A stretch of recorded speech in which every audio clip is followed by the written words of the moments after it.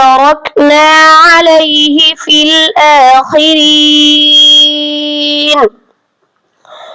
سلام على إبراهيم দর্শক শ্রোতা, আসসালামু আলাইকুম। শুভ সকাল। আলোর পত্রিকার পক্ষ থেকে আন্তরিক অভিনন্দন ও শুভেচ্ছা।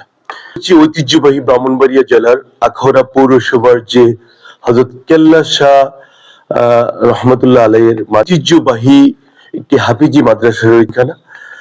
দর্শক, আপনি জানেন যে বাংলাদেশে হিফজুল কোরআন প্রতিযোগিতা জাতীয় পর্যায়ে শুরু হয়েছে। তো ওর নাম রয়েছে হানজালা। উপজেলা পর্যায়ে সে প্রথমত হয়েছে এবং তারপর সে ব্রাহ্মণবাড়িয়া জেলাতে প্রথম হয়ে বিভাগীয় পর্যায়ে গত 2রা ডিসেম্বর হুফাজুল কোরআন যে ফাউন্ডেশন রয়েছে, এই ফাউন্ডেশনের আন্ডারে বিভাগীয় প্রতিযোগিতা 5ম স্থান অধিকার করেছে। তো আমাদের দৈনিক কুমিল্লার আলোর পক্ষ থেকে তাকে অভিনন্দন ও আন্তরিক শুভেচ্ছা জানাচ্ছি।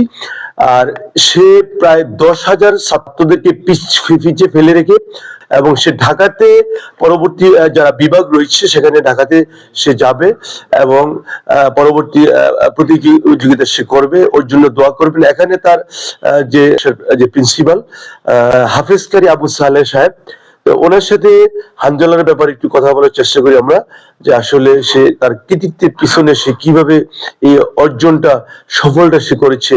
আমরা একটু কথা বলি। আসসালামু আলাইকুম। ওয়ালাইকুম আসসালাম। ভাইজান ভালো আছেন? জি আলহামদুলিল্লাহ। আপনি হানজালা যে এই কৃতিত্ব অর্জন করেছে, সে ওর ব্যাপারে একটু আমরা জানতে চাচ্ছি।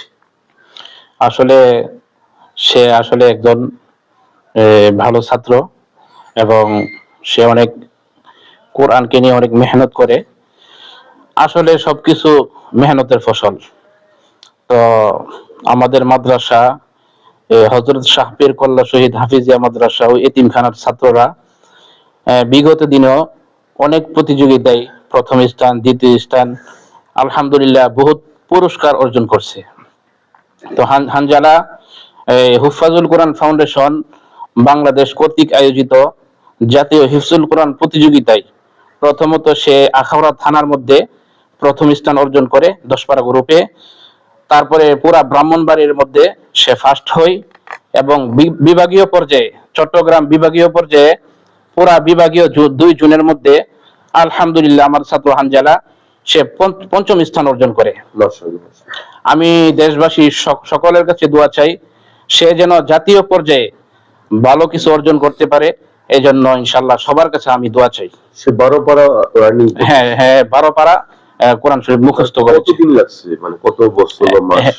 সে 1.5 বছর সময় লাগছে। 1.5 বছরের ভিতরে জি। আপনি পুরো কোরআন শরীফ মুখস্থ করতে তার আনুমানিক 3 বছর সময় লাগবে। 3 বছরের ভিতরে কমপ্লিট করবে। জি জি। আপনি কতদিন পর্যন্ত আছেন এখানে? আমি প্রতিষ্ঠানে শুরু থেকে আছি 5 বছর। 5 বছর। ওইটা মানে শুরু 5 বছর ছিল? জি জি। আগে ছিল না এটা? না। আচ্ছা।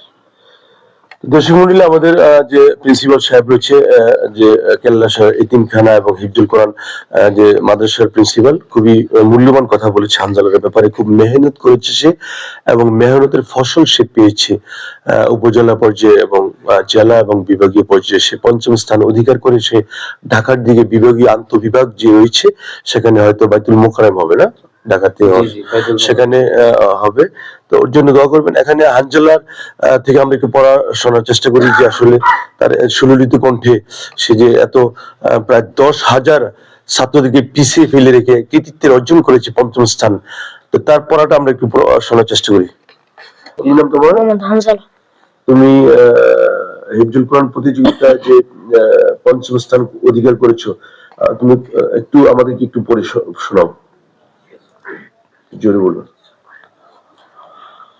أعوذ بالله من الشيطان الرجيم. بسم الله الرحمن الرحيم. وتركنا عليه في الآخرين سلام على إبراهيم كذلك نجزي المحسنين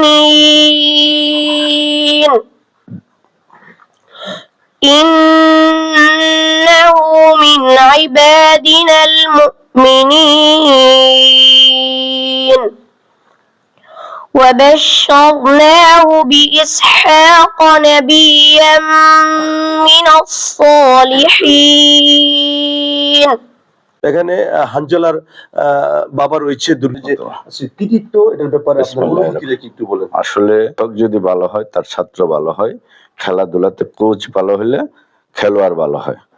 তো আমার ছেলেকে আমি আমার এই হাফেজ সাহেব ওনার সম্পর্কে জেনে শুনে আমি এখানে দিয়েছি। উনি অত্যন্ত বিজ্ঞ একজন হাফেজ এবং ওনার কোনো অন্য হাফেজের তুলনা অনেক অনেক ঊর্ধ্বে। আর আমার ছেলের পাশাপাশি উনি যেভাবে আমার ছেলের পিছনে মেহনত করতেছে এবং তার সাথে আরো অন্যান্য ছাত্ররা এই মাদ্রাসা আছে, তারাও ওনাকে এবং উনি ওনাদেরকে অনেক হেফাজত করে এবং অনেক ছাত্ররা এখানে আরো পুরস্কার পাইছে। আমি জানি এরাও ভালো পুরস্কার পাইছে। তো আমি দোয়া করি আমার ছেলে সহ এই মাদ্রাসার এই হাফেজের অধীনে যত ছাত্র আছে সবাই যেন ইনশাল্লাহ